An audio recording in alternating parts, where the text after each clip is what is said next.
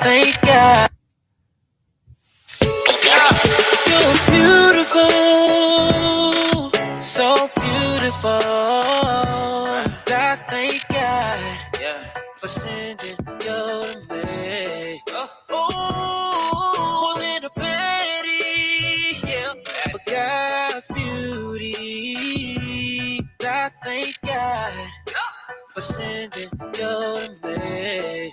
Oh, you're royal, a part of God's kingdom. God, thank God for sending your way. Oh, Hey, hey, hey, what's poppin'? What's up? You guys? What's going on, y'all? Not much. We're just chilling, sitting here.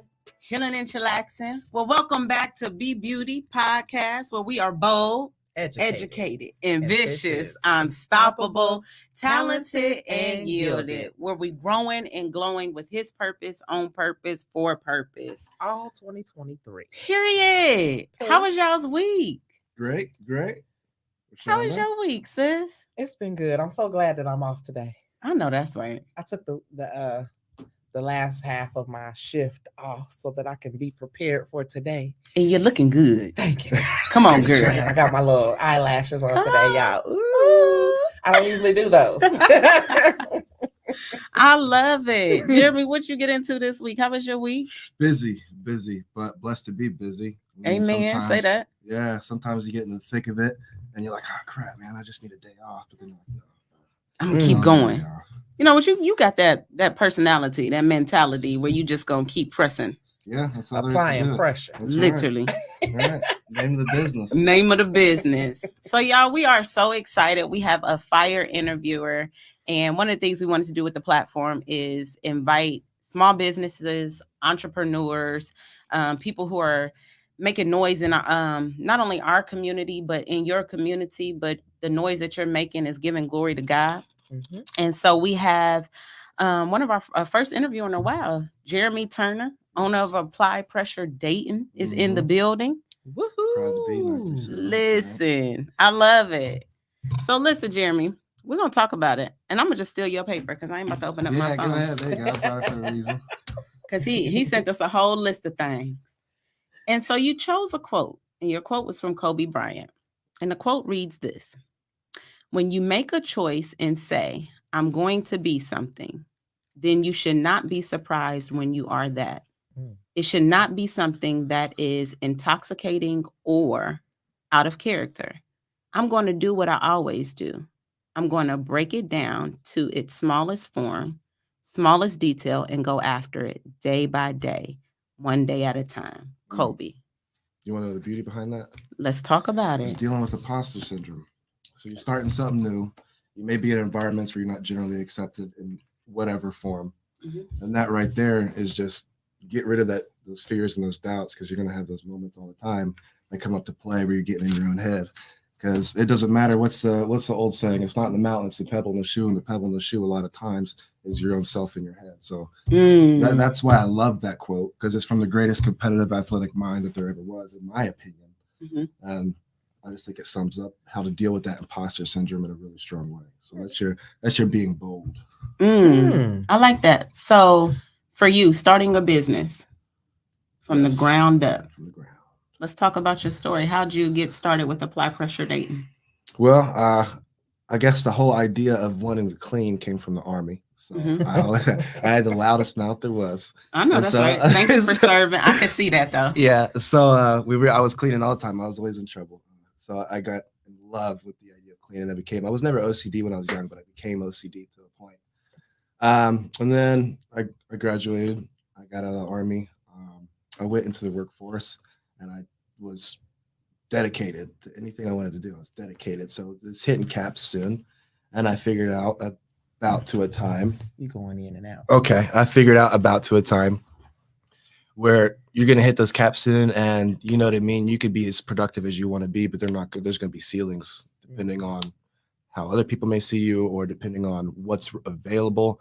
So in my idea, well, I'm young, I've got no kids, you know what I mean? COVID just hit. So everybody's in their houses, needing their houses cleaned. It's a relatively easy thing to learn. I've got resources from friends that I'd known that I had done it, so I could learn how to do it. I didn't have a bunch of money, but I was savvy enough to be able to build my own machines in a way. It's like soft wash machine, built that, and it was renting other machines until I could get the machines.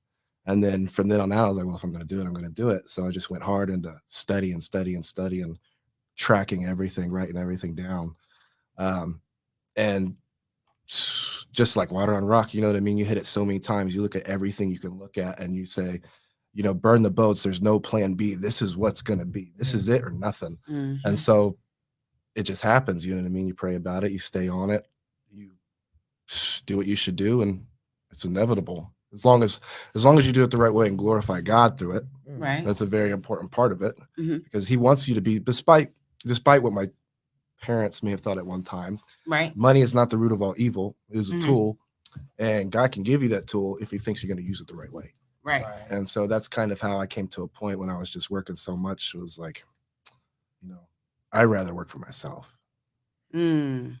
So what do you think is I guess, starting your business and what you said, the quote, your boldness, you stepped out on boldness with this, right? So what was the most pivotal point for you where you just saw like, okay, this isn't just something that this isn't my plan B. This isn't just going to be something that I'm just going to do, but I'm really going to do this, and I'm going to do this the right way. I'm going to build this thing brick by brick the right way. I think it was the first day where I made like $2,000 in a day.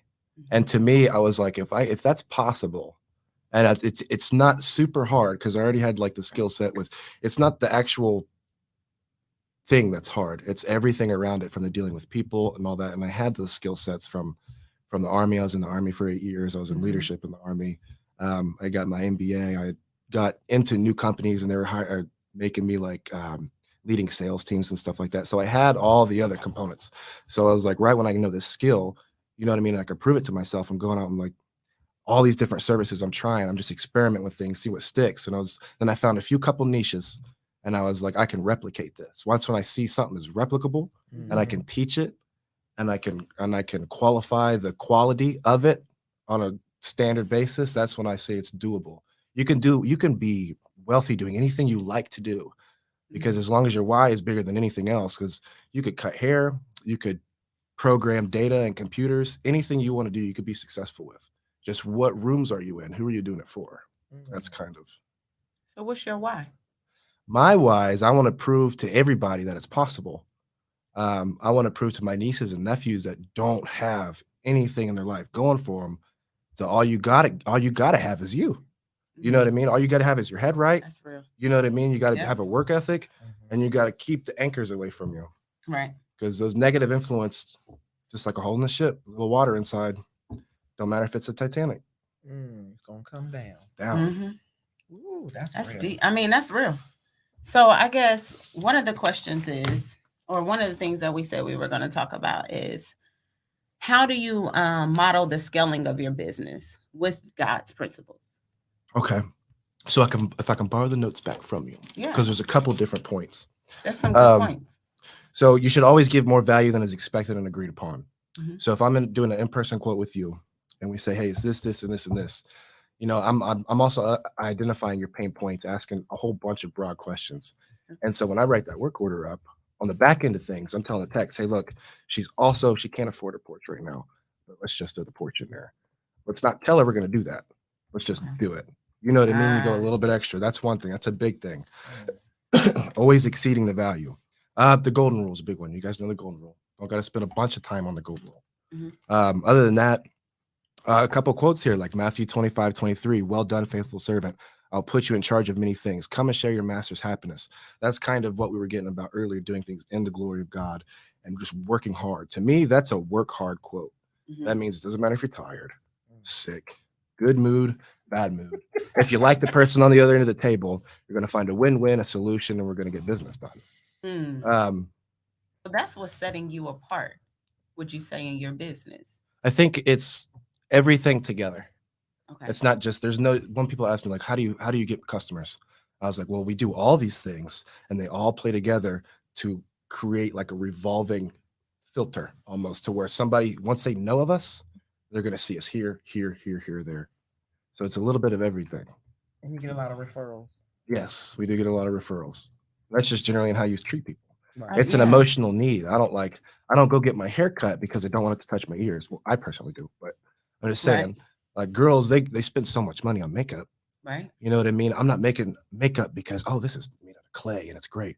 I'm making makeup because she wants to look better than that girl right over there. Yep. That's an emotional need. Yep. Mm. So you're meeting a need. Right. So let me ask you this, because I know when we talked at the restaurant and everything, how do you run your company? It was a specific way that you run your company. In what manner? With the employees? Yep, with the employees. So it's a hybrid pay model. So the way I filter them in is I never sell anybody on, you're going to be doing this task, this task, this task. I give them, and we don't talk about money till near the end of it. I put out like a broad statement, like here's the mission. Here's the core values. Here's what we're going for. Here's what we represent. Because it's not, I mean, cleaning windows, it's not hard. Right. You know what I mean? All the different things, they aren't hard. All you got to do is have the right attitude. And all that stuff's teachable. Right. So I never hired for skill. So from the very beginning, you know what I mean? You set yourself up to win. You're not getting somebody that has a whole bunch of bad habits from somewhere else. It's a new day and age. All the skills in the world don't matter if they have bad work ethic, which most 80% of people do. Mhm.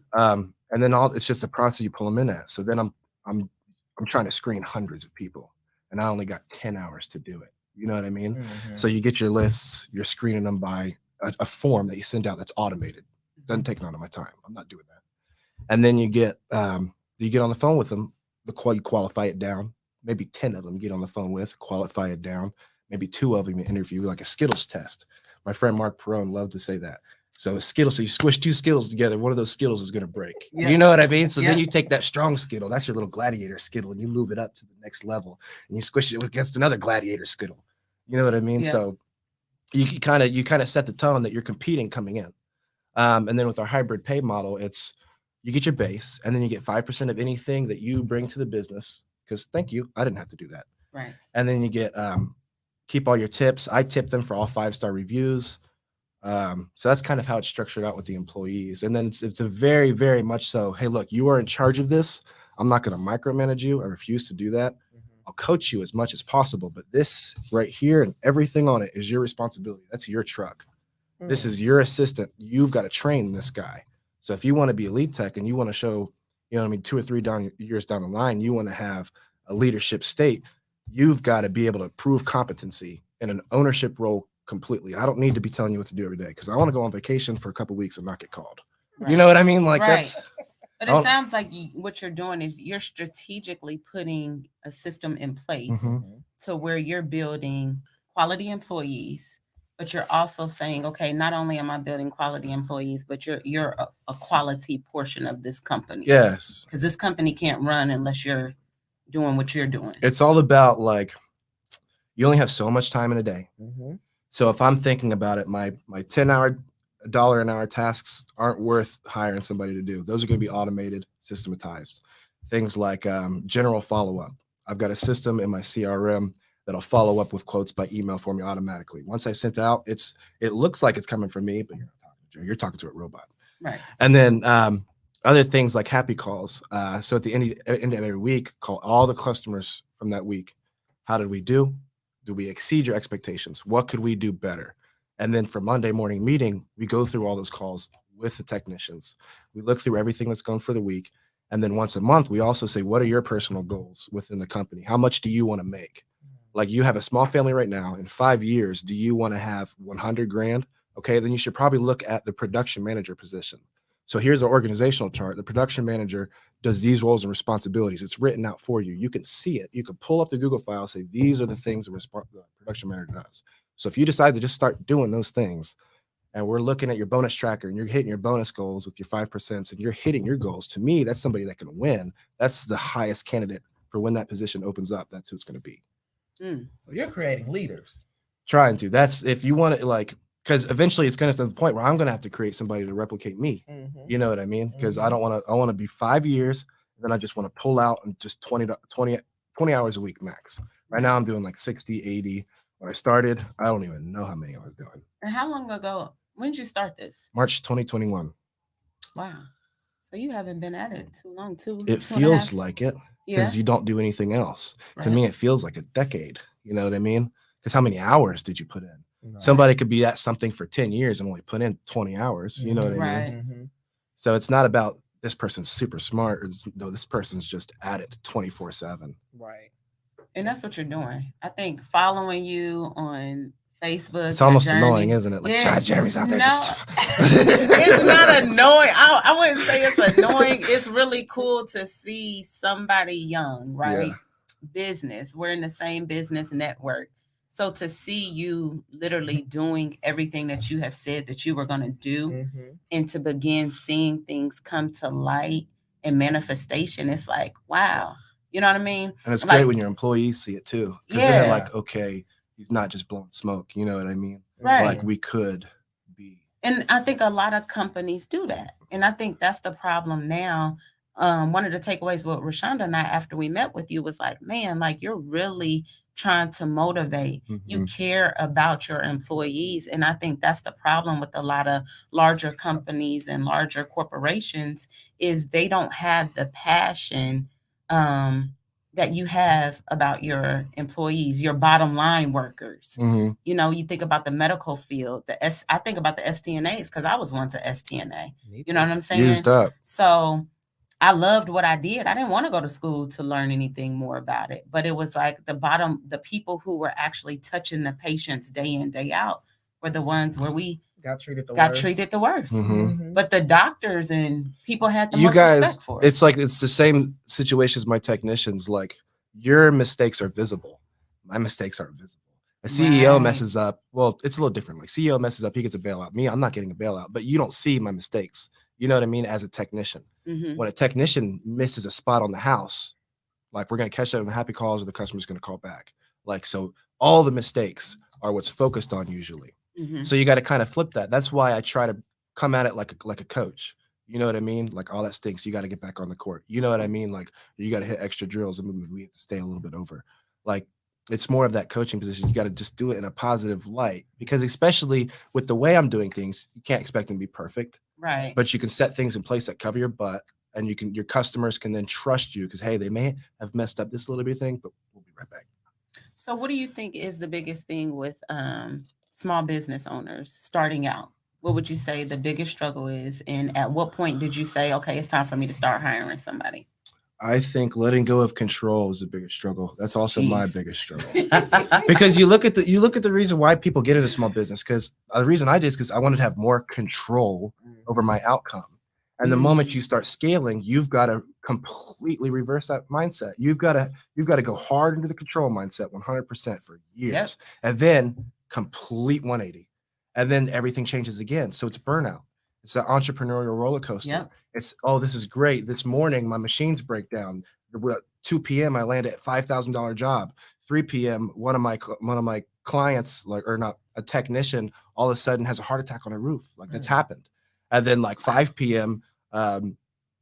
All your stuff on Facebook got likes. You're like, yes, that video did good. You know, it's like this, and then you're exhausted, and there's no weekends off. How do you deal with that though? Because I feel that Just go cold. Every man knows about this. You just stuff those feelings deep down. And you just You agree with that? Yeah. Wow. Nice little tune. That's I know that was a little. That's our halfway mark right there. You know. So I guess, wow. So you said you just go cold. So I guess I don't know, for me in business, it is an emotional roller coaster. It's a lot. You're in a leadership position once you start having people. So Greg Popovich was good for this. Coach Mhm. Popovich was always cool. He was always cool on the court. I have an error to sometimes I'll lose my empathy when I'm gonna get so mission focused. Like, dude, I don't care if you're sick. Like, and that's bad. That's Right. bad. That's one of my biggest faults.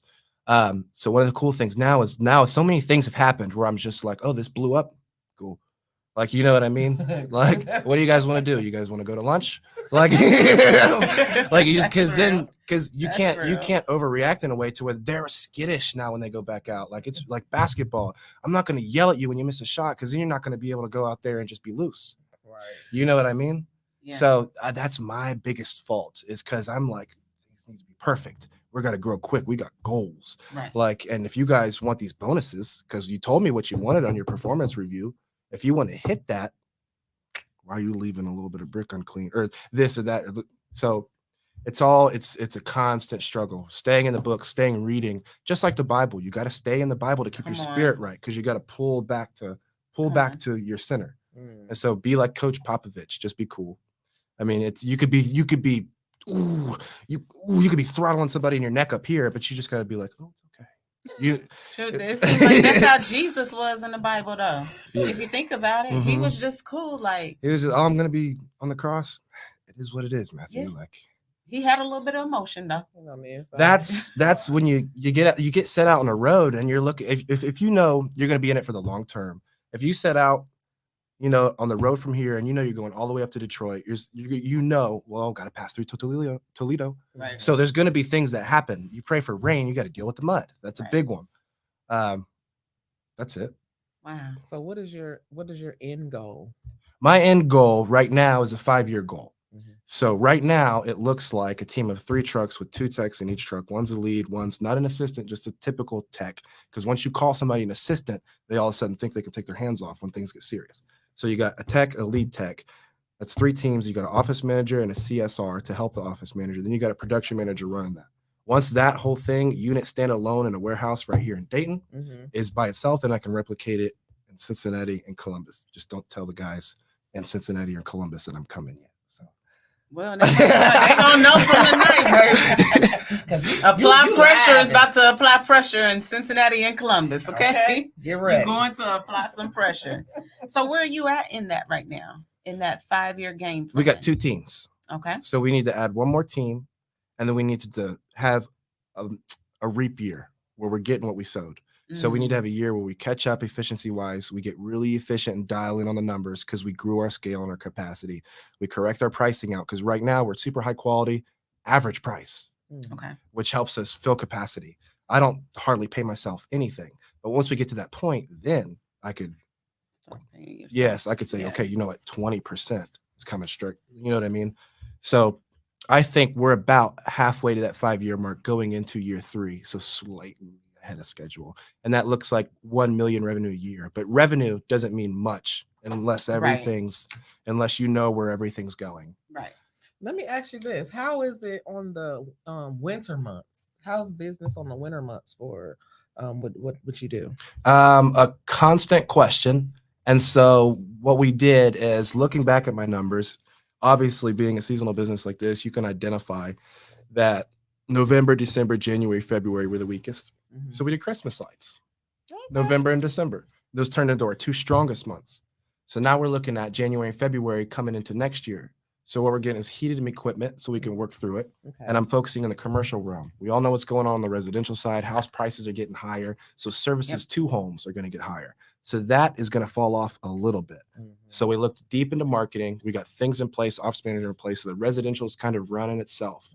And so I'm kind of full bore on the commercial, looking at fleet washing, gas stations, restaurants, things that we can get residual contracts where we're back in a week or 2 weeks. That way, by January and February, at least we have contracts that are equal to our fixed expensive, because I don't want to lay anybody off. It's hard enough to find good people. And I felt bad all winter when they were having, trouble getting through the winter because I had to lay them off.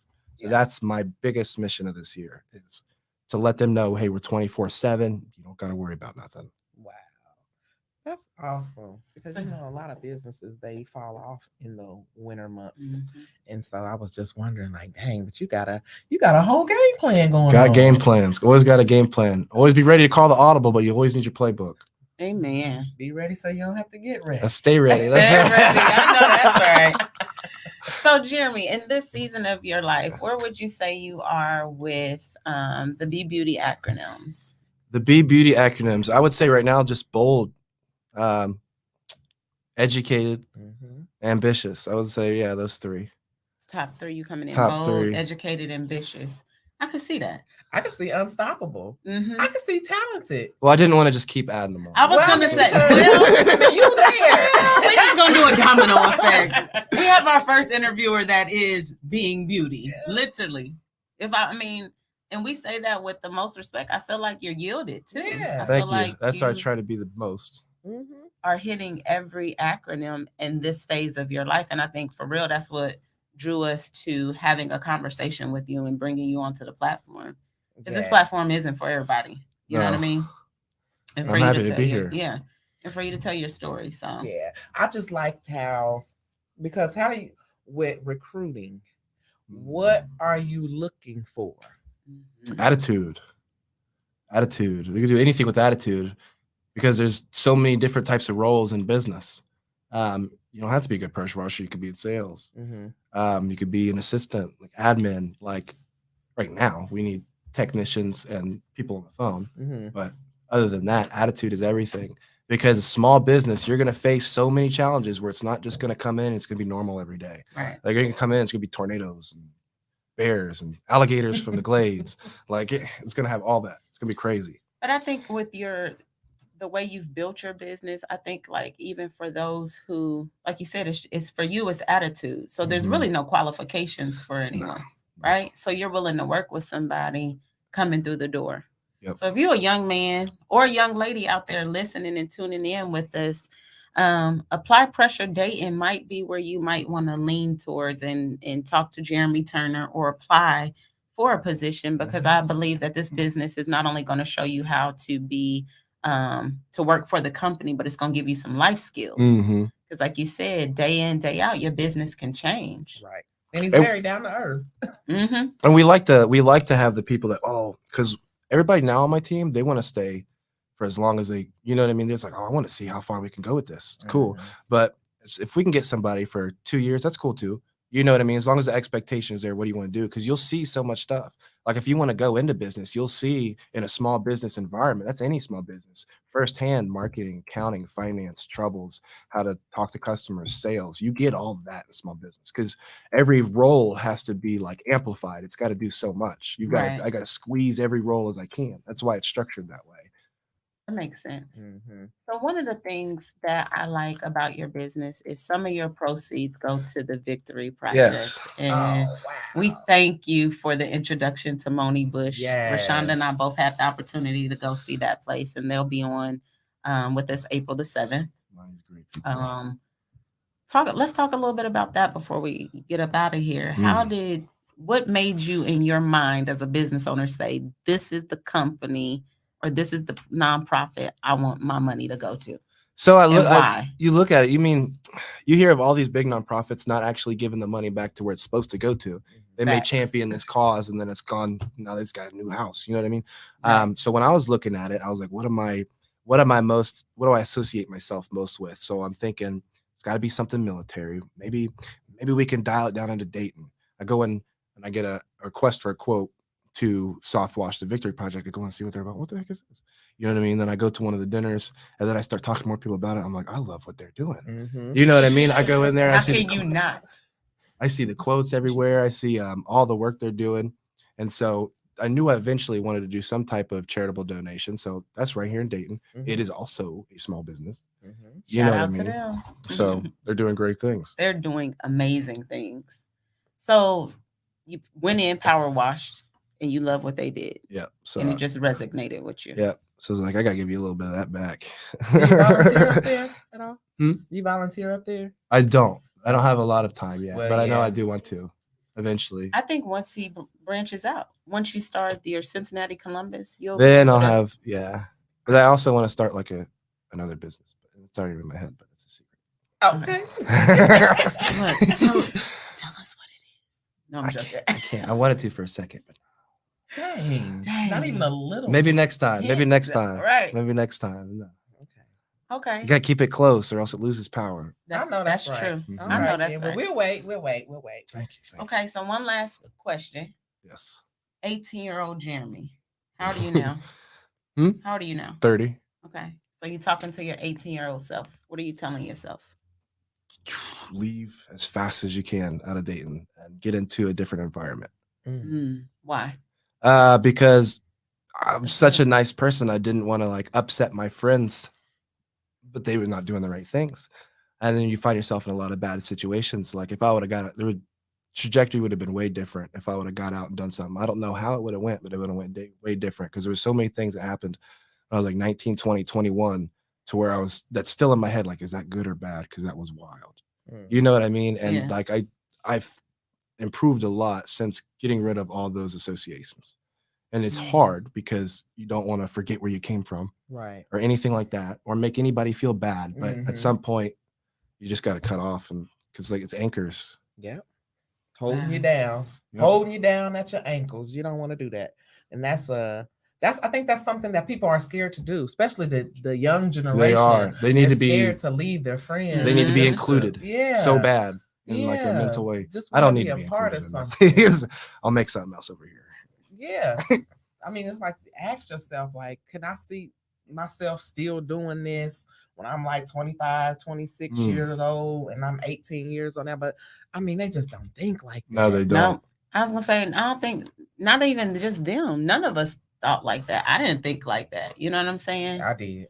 I never was like, dang, I didn't. I wonder what you know what I'm saying? I never thought like that. It doesn't mean leave it, come back. Just get out Yeah. and see other things. And See see, something yeah. Even if you got to like volunteer.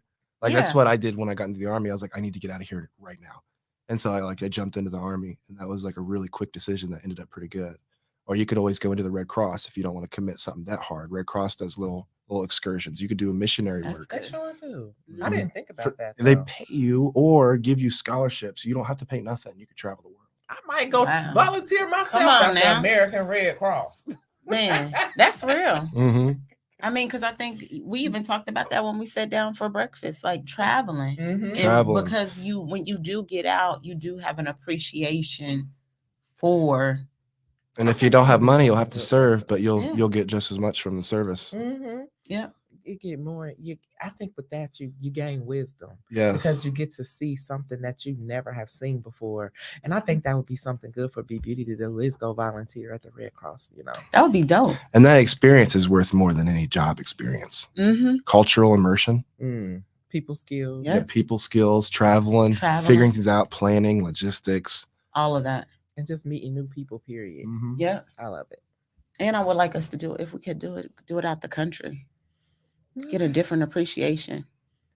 You know, that was one of the things he said. Like when you travel outside of the country, you have an Yes. appreciation for things. You do. Because you I have feel like no- we take so much for granted. You've got no base. You can't be like, I feel comfortable in this neighborhood over here. You can't. There's none of that. You don't know it. There's none of that. You don't Everywhere you go, are. and you stick out. You stick out. Oh yeah, like a sore thumb.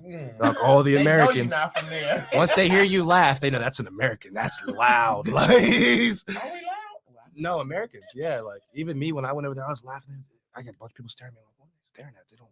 Yeah, American. Yeah. Dang. Well, everybody's loud in the Army, though, aren't they? Yeah. So I was not set up right to go, but I figured it out. I bet you had to. Mm-hmm. They broke you down in boot camp. Not really. No, Oh, okay. It's not what everybody thinks. It's not that. Well, I've heard stories, but to me, it was fun. I was like, because never really had like a super bad attitude, but like you knew, like You just like the challenge. yeah, That's like- because it's challenging for people, because you're doing something that really sometimes you don't want to do.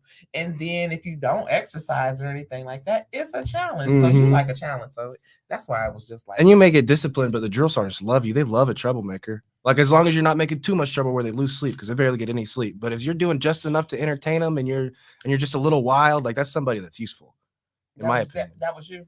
I was about to say you're the second person. Randall Henry said that. The 15 Invisible Laws. Guy that gave me that John Maxwell book. He said the same thing. He was a troublemaker too. Yeah, So if you're watching Randy, y'all you some keep making troublemakers. trouble, Randy. Don't ever stop. Listen. Keep on ruffling. feathers. Yes, Keep on ruffling Yes, feathers. that's what. Yes, So listen, a resource, and then seriously, we're gonna let you get up out of here. Okay. Resource. resource. Give us a resource. Oh, I got notes for this too. I know. Come on. Books. If you're like me and you didn't have a bunch of financial education from a young age, Profit First is a great one. It's all about where your money comes in and how to set up certain bank accounts. That way certain percentages go in certain areas, and it's just on a recurring thing. That way your taxes are covered. You've got a little bit of profit because you need to make some money. Your expenses are covered and your payroll's covered. Everything's just an automated system that you can make. The Profit First is how to do that. E-Myth is great. It's about Yeah. getting more time. You know what I mean? So Mhm. it's looking at everything and try to be as essential as possible. That was the first Essentialism. business book I ever got. Essentialism is kind of along the same way. The obstacle is the way. If you're having a hard time and you're like, the obstacle is the way, because that'll change your mindset. Because you got to look at things happen. They're not good or bad. Things aren't good or bad. Things just happen, and you make them good. Mhm. Other than that, 21 Laws of Leadership, great Yes. one. Jocko Willink's Extreme Ownership. So just not passing the buck at all, because then that goes from the top down. Like you take responsibility for everything, everybody else is going to start doing the Mhm. same. Dale Carnegie's How to Win Friends and Influence People. That's And good. then my personal favorite, Meditations by Marcus Aurelius. Yes. So just how to live your life as a man. Oh, whoa, man. Or a woman. Yeah. And Jeremy he was one of the first ones. Randall gave me my first book out at networking, and then you gave me Mark Perone's book. Yes. Yes. Oh, dang. Yep. I had the title. It's escaping me too. Mark Perone, Rethink Revenue is his business. Right. If you look him up on LinkedIn or Facebook, you'll be able to see his book. Okay. Because his book was very good. Like it showed you how to network. How to network. Yes. In a very fun way. In a very fun way. And you sit down and you're done by the time you stand up. It's concise. Yes. But I think it's important for business owners, entrepreneurs. Best way to get out is to get into a network. So yeah. If you want to get out, get in, right? Get out for real. Yeah. H7 Network. Holla at us. Boom. All right, Jeremy, how can people get in contact with you, my friend? 937-474-2611, residential or commercial if you're washing. If you want to do employee work, then you can get on applypressuredating.com on the employees page and submit some information. When we're hiring again, we'll reach out. Boom. You TikTok and Instagram? We are TikTok and Instagram. High Pressure Dating. Facebook and LinkedIn primarily. Yeah. Okay. And I am Miss Divine34 on Instagram and Rashonda Young on Facebook. And I am your host, Lady A. McGuire on Instagram, Ashley McGuire on Facebook. Now go be bold, educated, ambitious, unstoppable, talented, and yielded. Continue to grow and glow with his purpose, on purpose, for a purpose. 2023, baby. Yes. And we out.